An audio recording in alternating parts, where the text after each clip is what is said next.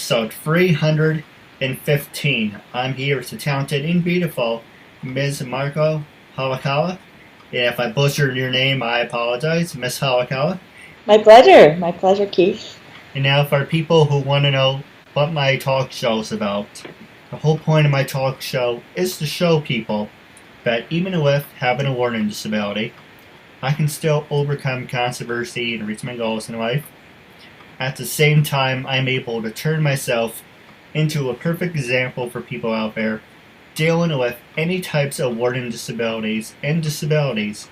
But you should never give up, and you should prove to people you can still amount to something. That labels do not dictate who you are and who you're going to be, and you should prove to them you can still amount to something. And starting off, what can you tell us about yourself? Well, I'm a wellness expert. I've been teaching yoga since 1992, and I am now Yoga-Ayurveda expert since in the year 2003. I was really lucky. I was privileged to win a full fellowship program to study in India for 5.5 years, and I lived there studying yoga and Ayurveda and Sanskrit and all the allied disciplines and knowledge around those two subjects. And I came back after that long sojourn in India since 2010, and since then I've been really using the two modalities. Now I'm really connecting those two disciplines to help people find their purpose, because yoga is really I think it's a tremendous self-development tool. It's not just about getting flexible, and it's not just about, getting the great body, but it's really about your mindset too, because yoga is deeply, deeply spiritual, and it's such it's a complete transformation of the human being. And I've seen amazing shifts in people through this work, and I'm really inspired to support people in, clarifying and discovering and living their purpose through, using yoga as a platform, and then using Ayurveda to support moving towards their dreams with good health and really foundation of, stable, balanced health and well-being. So it's been an amazing journey. I was born in Japan, and I came to this country when I was 9, and I discovered dance when I was very young. Actually, my parents took me to a class when I was like 2.5 years old, and I've been dancing really ever since. And through, at about, let's see, when I came to this country, and I pursued dancing all the way until, I became a professional dancer in classical dance, classical ballet, as well as contemporary modern dance, as well as some jazz. And that was my one path, but at a certain point in my life, when I was about 19, I hit this, I would say it's like an existential crisis. When you're doing dance professionally, it's really, you're just so focused. That's all you think, breathe, sleep, dance, dance, dance. And the moment I started to ask myself, why I do this, what was my purpose in dancing, what's my higher purpose in dancing, I kind of went into this existential crisis of I just didn't have an answer for that, because dance is like sweat, blood, and everything. You have to love it, body, mind, and soul. And when I got to that question and I drew a blank, I was like, oh my God, why am I really doing this? And that sent me on a very, dark night of the soul, big soul search. And that took me to, so one day I was going to take a class, dance class, but I just couldn't make myself go into the classroom and face myself in the mirror and do those familiar old dance exercises. So I said, all right, I can't take dance today. So I just turned the corner.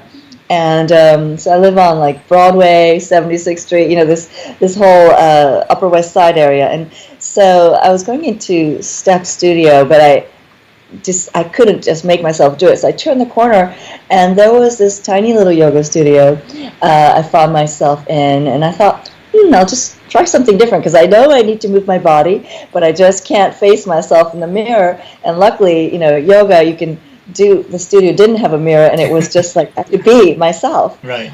And that was my first yoga class, and at the very end, I remember lying in this relaxation pose we call Shavasana at the very end, and like experiencing my body just like expand and pulsate, and I really experienced my body as a body of light. It was just the most amazing experience, as though my whole being was made of like network of energy channels that were like pulsating.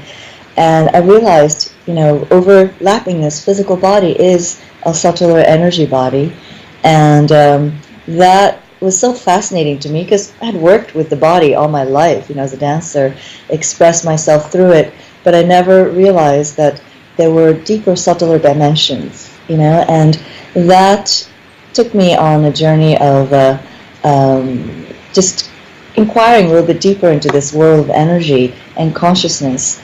And eventually that led me to meet my spiritual teacher, and I studied. I was very lucky that she took me under her wings, and I got to spend a lot of time in her physical presence for over the next 4 or 5 years. And I was very lucky to find yoga as well as the deeper spiritual dimension of meditation at the same time. And that, I guess, opened the door to me wanting to discover more about this yoga as a tradition, not just as this exercise form, but as a really a whole way of life, and a whole way of understanding life from a deeper level as a human being, living on this planet. So that was what kind of got me interested in going to India. Well, in between, I decided to embrace being a yoga instructor so I shifted from being a full-time professional dancer to becoming a yoga instructor, and it was great. I really enjoyed it. But then 4 years into teaching yoga, I encountered many people who were terminally ill, people with cancer, with Alzheimer's, with Parkinson's, people in the last stage of cancer, and it was very, very heavy time for me. I really wanted to help them in every way I could, but I found that just yoga was wonderful, but it was limiting, and so it sent me on a quest to gain knowledge about healing modalities that could help me serve my clients. And so that, through that journey, I discovered Ayurvedic medicine, which is an ancient holistic medicine from India, using herbs, diet, lifestyle. And so, a long story short, I ended up applying for a fellowship program to study in India, and I won that scholarship and went there for like 5.5 years, went through the whole medical program, and lived in India. So now I feel, I really want to use that knowledge together with yoga, and together what I've learned about life, to serve people in discovering their purpose, their bigger purpose, because when we awaken to that, I think our purpose is who we are, really. I think our higher purpose is deeply tied with who we are, and many people are living a life that is not aligned with that, and so that can be, I see a lot of people for consultations, for holistic health consultations, as well as, I see them as yoga clients, but some people want to know about the diet, some people want to know about the perfect herb to take, some people want to know about, get the posture perfectly, but it's so important on a larger picture to be connected, aligned with your purpose, to know what that is, to have defined it, and to really live from that.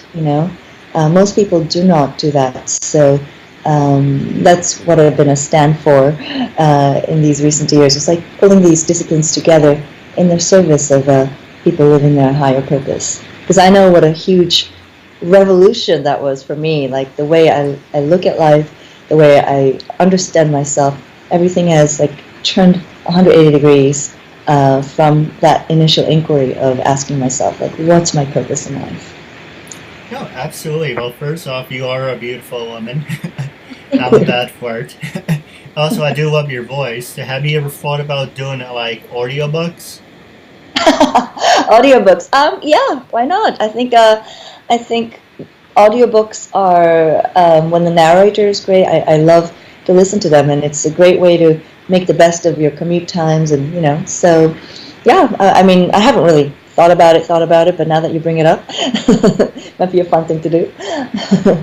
Oh, there is a website called, there's a bunch of them. There's called voices.com where you can send your demos and Ah, people can hire you for other things. But actually, I can listen to you all day. You have a nice, soothing, common voice. I see.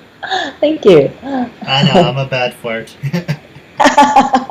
But you also bring up you're from Japan. What part of Japan did you grow up in, and when did you move from Japan to over to the States?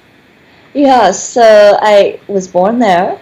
Although I have to say, my parents were, their parents, my parents are, a product of the 70s, I would say. And when I was 9 months old, my father, and I was already born, he had this adventure bug in him and he wanted to see the world. So he went to India when it was, in the 70s, when I was like 9 months old. It was a crazy thing for them to do. So, and then they went to India, lived there for an entire year. So talk about karma coming back. But so when I went to, kindergarten in Japan, I had ears pierced, and I had these golden, pure 24 karat gold earrings. And I remember all my classmates asking me, like, with great curiosity, like, why do you have a hole in your ears? Doesn't that hurt? And and I told them, I got it in India. And they're like, what? And so anyway, that was, I did, grow up in India, but I already felt like a kind of a foreigner there because of that, And I came to this country at 9.5 years old. And I think it was a good time because I was old enough to have really appreciated Japan, my heritage and the culture that I come from, but I was also kind of flexible enough to, learn English um, and just like learn a new language pretty easily. And I was very excited about coming to this country. And before I came, I was imagining dogs and cats and all the animals in this country would have blue eyes like I saw on TV. Such an active imagination. I grew up on a diet of anime cartoon shows, Japan has the best anime. It's become so famous. And I love to watch those cartoons all day long. It really fed my active imagination.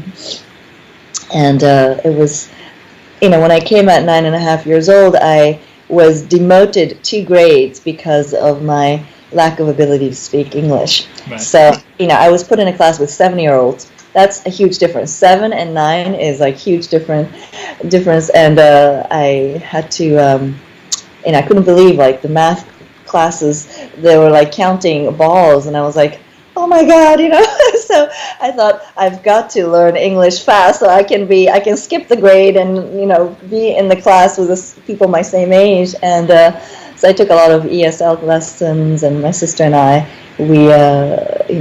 I remember those summers we spent, looking at those slides and flashcards and trying to remember those words and vocabulary. What's some of your favorite anime? I grew up watching Fatal Fury, Street Fighter, and Godzilla. Uh-huh. And the number one favorite is Dragon Ball Z, hands down. I see. Well, that was a long time ago when I was 9. So I think that's, I really definitely, I think I love Doraemon, and there are several that haven't made it to the United States, but there was a series called 999. It was about a cosmic train that goes from planet to planet, and it was like a very sci-fi, amazing fantasy anime. And I also loved all the,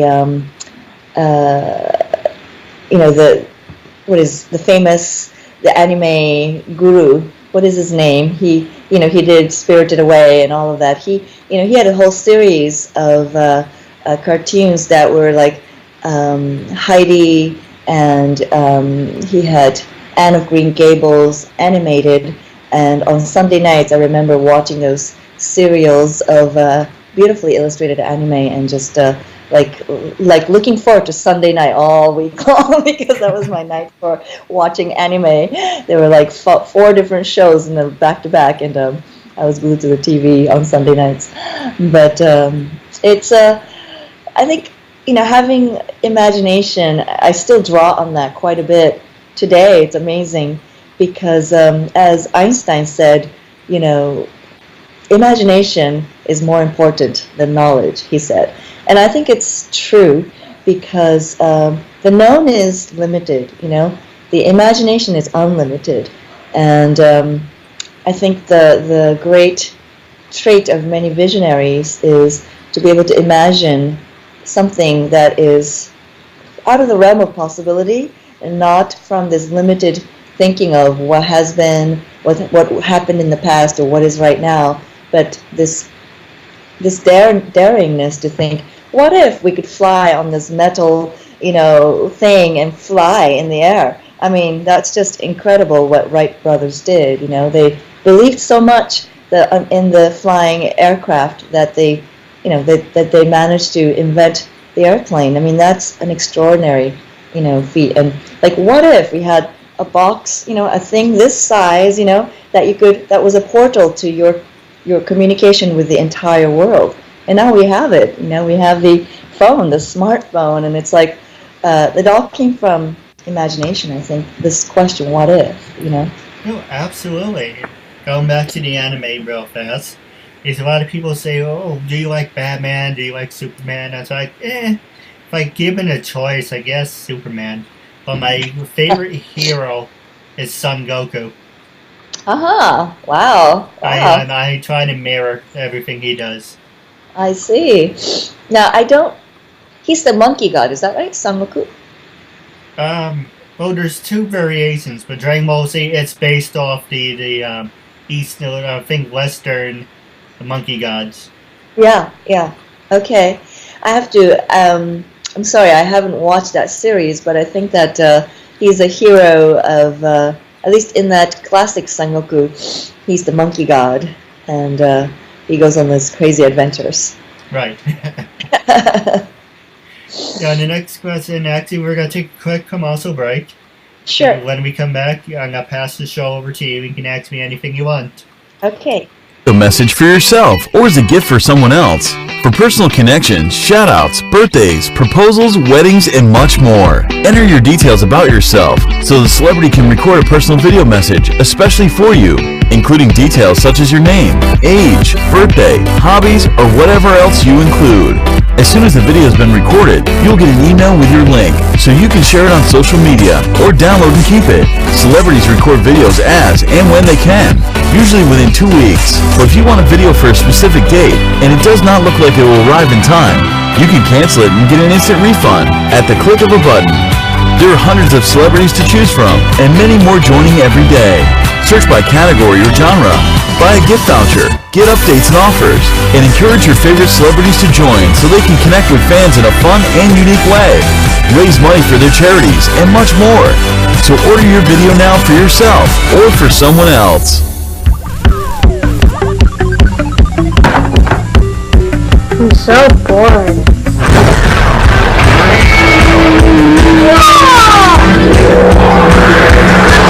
Want to see something really cool? Yeah! Now you'll never be bored again with Loot Crate, a totally bodacious mystery box packed with awesome toys, radical games, and other surprises. And the best part is, you can get Loot Crate delivered right to your door. So don't delay. Ask your parents and order today. Everything okay in there? Yeah, everything great. I love Loot Crate. welcome back to 315. I'm here with the talented and beautiful Mariko. And I just want to say thank you for staying and sticking with us. Of course. My pleasure. Now, as I said before the commercial break, when we came back, I was going to pass the show over to you. Now, you can ask me anything you want. Gloves off, I have nothing to hide. But first, was there anything you wanted to promote? This is your time, after all. Well, I have a retreat that is coming up in beautiful Costa Rica, and that would be something that I would love to invite everybody to. It's and I do these retreats about twice to three times a year, and the theme of my retreats are always, I call them visionary yoga retreats, because it's not just about doing yoga, it's not just about, vacationing in a beautiful place, but it's also, again, inquiring into this deeper purpose, and then really daring to define the destination of where we want to be, let's say a year from now or 3 years from now, and really defining that in a very clear HD vision kind of a way. Some people are visual, some people are verbal, however you define it, and just holding that destination without worrying about the how, and in my retreat we really do the meditations, and also I have these mastermind sessions in our retreats to get together and talk about also the mindset required for manifesting the life of your dreams, truly, and to really think without limitations of, well, I don't have the money or I don't have the time. Most of us think in this way from the limitation of the current circumstance. I don't have the credentials or whatever. But if we first say this is where we want to be, and then reverse engineer from that, oftentimes there is a shortcut. And if you really put it out in the universe, it's incredible how quickly things can manifest. So it's really the degree of belief in ourselves and the degree of faith, and also the work, the concrete action that we're willing to take, and just that steadfastness of holding that vision in front of your mind's eye every single day and moving towards that. So that's the theme of my retreats, my visionary retreats. And this one coming up is going to be in February 18th. It's coming up around the corner, but it's in a beautiful place in Nozara, Costa Rica, called the Bodhi Tree Yoga Resort. It's one of the world-class yoga retreat centers in the world.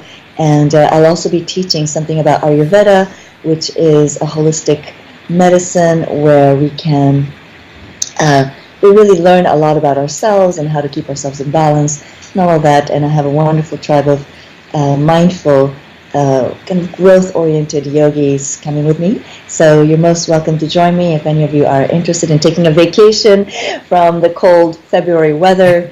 And then the next one after that is going to be in Malaga, Spain, which is going to be, it's a coastal town in Spain in June. So if you can't make this one, I would love to, make a vacation to Europe. And for information, you can visit my website, which is AyurvedaYogaPractice.com. And the word Ayurveda is spelled Ayurveda, AyurvedaYogaPractice.com. And maybe we can put a link somewhere where people can just click on it. But thank you for that. And it's really my heart's, my life's work, my heart's desire manifest in the form of work in the world. So I feel very privileged and blessed to be able to do that.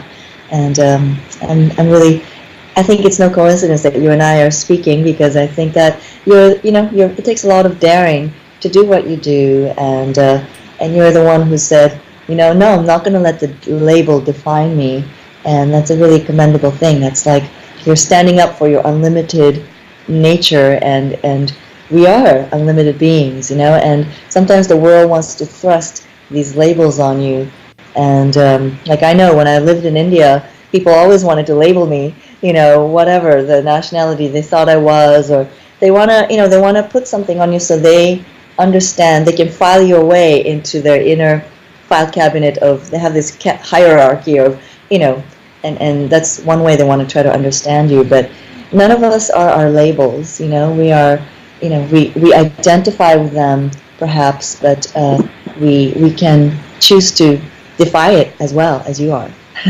No, absolutely. Now, the first question I was going to ask you is for people who want to take those trips, they can go to your website. But how much do you think, is the process? Is there like a membership fee or?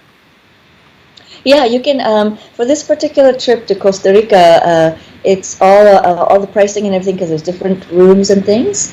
But it's all inclusive except for the airfare. And the URL for that is Costa Rica Visionary Retreat.com.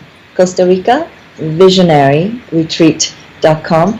And then there's a tab for registration, and then you can see all the pricing there. So so it's I think it's a very affordable vacation, really, because it's including everything, the food, and they have an amazing gourmet chefs who prepare wonderful healthy meals, and their juice bar and along this beautiful poolside is really famous. So it's definitely high class, No, absolutely. Now the next question is, what is the difference between the yoga you teach and the I think it's called acro? Well, yoga, what's the difference, or Yes. do you teach both?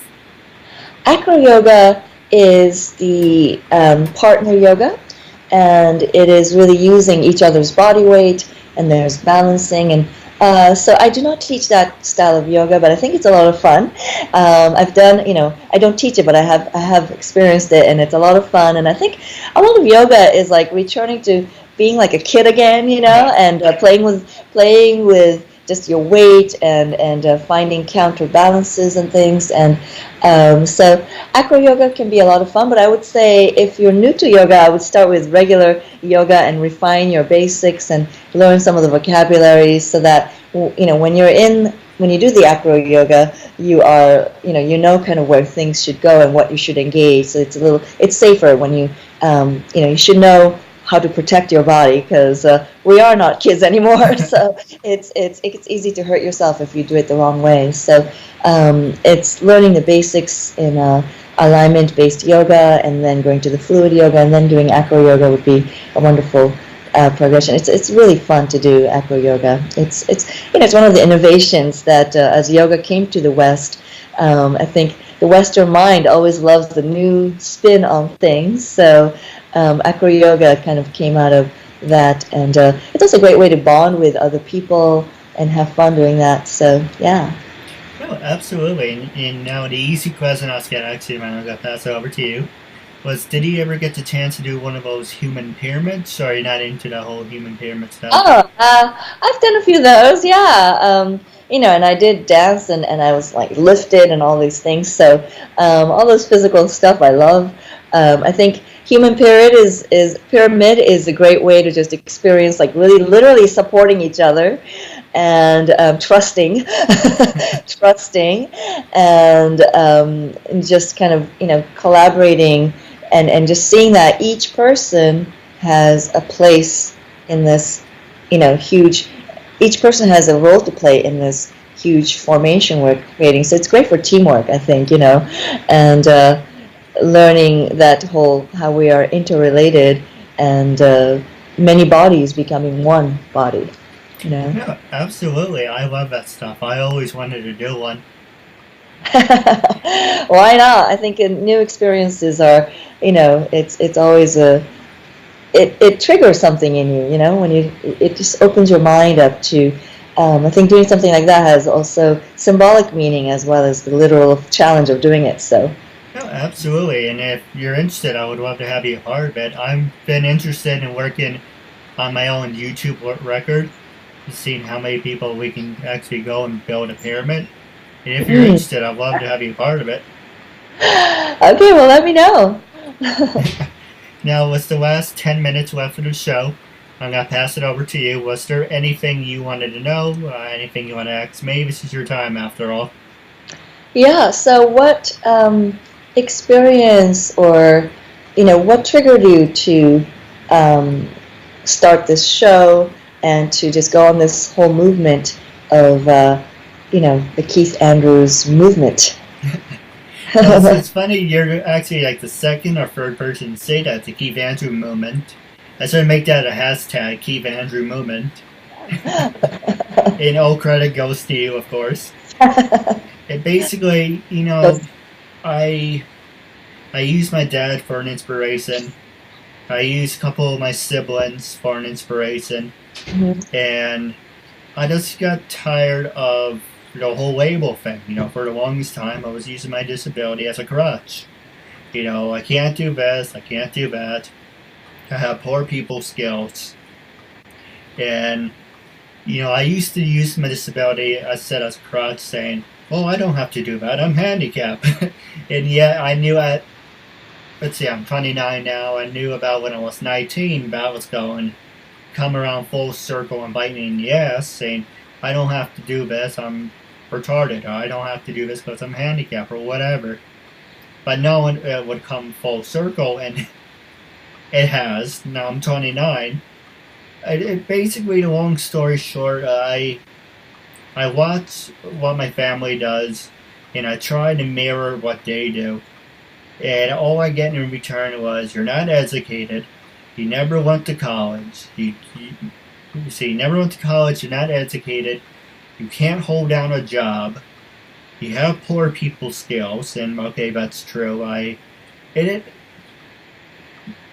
trying to find out the words for it. I fight with my brother, and sometimes I'm an asshole. I accept that, but also it's due to the fact I have poor people skills, so I rub people the wrong way.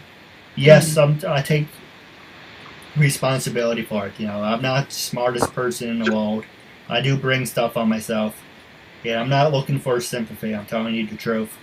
And one reason I'm doing a talk show, it's therapy for myself. It helps me interact with people. It helps me make myself a better human being. And basically, I just make a long story short, I use certain people as an inspiration. I'm doing this for therapy for myself, for working my people skills, trying to hold down a job. But this is my way of saying, hey, I never went to college. I don't have any fancy degrees or whatever. But I feel really positive. And I do this 24/7, networking and working on my show. This feels like it's my way of opening a door for myself. If you went to college, you have a master's, you have a B.A. Oh, well, what is your education? What is this? Okay, congratulations, we would like to work with you. In my case, I don't have any of that. So, creating something from scratch kind of gives me something to brag about, but also it's saying, from someone who is labeled handicapped, learning disabled, or retarded, look at what I'm able to accomplish. Look at what I can do if people are just supportive. Yeah, no, I think it's, we're also in an age where those old, traditional values of the BA and the master's degree is becoming actually less and less important. It's more the unique, as long as you know your unique genius, and you do have that. And I think that sometimes this label of disability, actually people with the quote-unquote disability have an amazing genius in other areas, and you just have to unlock it, discover it, and bring it out. And so, I know that autistic people were revered in certain cultures because they were seen as they were seen to have really this hidden talents. Right. That autistic people do have incredible abilities, like really incredible abilities that we normal people do not have. So I think this word disability is it's a misnomer, and it is a huge disservice when you identify with it, and I think you're right not to identify with it. Any label really is, I think you're taking the right approach, that we should the labels are very limiting in nature. So I also try to, break those labels. Even the label yoga instructor for me has feels limiting right now, because I do feel what I offer is more than, because yoga instructor often just connotates just, you teach the poses and breathe and how to do the poses properly, because yoga is understood to be purely physical in the West. But so I think a label is really there to be defied and to be kind of blast open, so and that's how we expand our sense of possibility in life, and how we evolve perhaps. And we're living in this times of almost constant disruption of what has been the norm, so it's those old rules are being rewritten every single day, and it's like mini earthquakes going on. Right.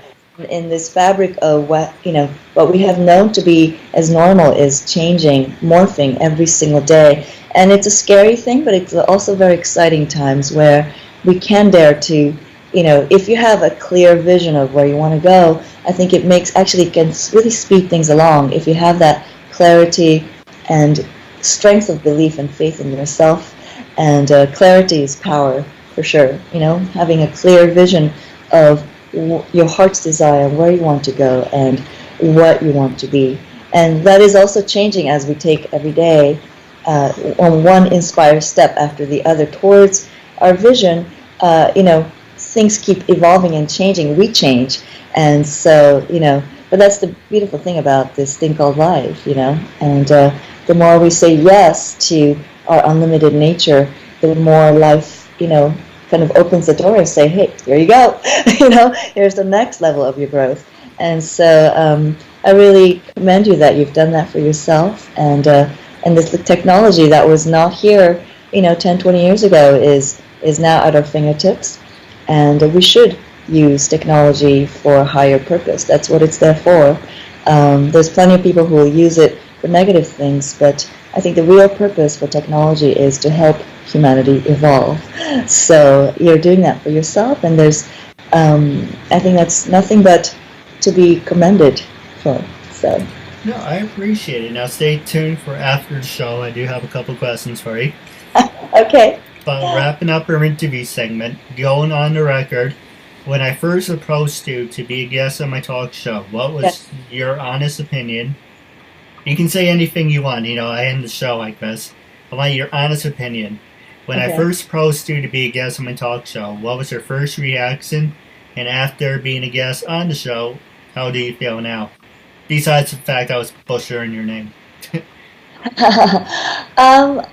Yeah, I think that, I'm always honored to be asked to be on, I've been on a few podcasts and teleseminars, telesummits, and it's always an honor because it is another way to be able to share my message of, just be visionary, have that faith in yourself, have that clarity for yourself, and then when you mentioned what the show was about, I was like, oh, that's really inspiring. I think that's great that you're doing that.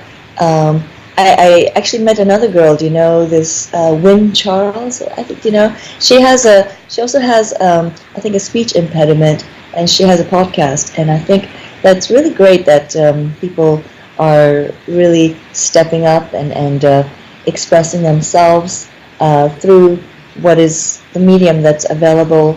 And this is a very powerful medium, by the way. Video is very, very powerful. So, and now that I've been on your show, I'm really, I even enjoy the experience a lot, and I really appreciate you for the movement that you have created for yourself, and I think that we have a lot in common, really. Yeah, absolutely. Now, for people who want to follow you, are you on LinkedIn, Twitter, Stage 32? Like, what social media do you use? I use Instagram. I'm at Mariko Vision, Mariko, and then the word vision. I'm on Twitter as well. Mariko, the same handle is not available, so Mariko Bhakti, which means devotion, B-H-A-K-T-I, Mariko, B-H-A-K-T-I. And Facebook is probably the most active platform I use, and that's Facebook.com/Mariko Yoga. I'm sorry, I had to find a handle that was available in each, but Mariko Yoga, that's probably my most active platform, and I really enjoy sharing my insights. It's amazing how much just doing the physical practice of yoga unlocks things, and even just little things that you encounter on the streets of New York or in my travels, trigger this understanding about life and the possibilities it offers. So I'm always sharing new things on my Facebook page. So yeah, I'd love to connect with you, anybody who's watching, and share my inspirations and insights, and some of my knowledge of what I have learned from India as well as from the School of Hard Knocks. Well, stay tuned for after the show. I do have a couple questions, but we're wrapping up. It was a real honor and privilege to have you as a guest, and I'm looking forward to part 2. Okay, likewise, Keith. Thank you so much. Namaste. Namaste.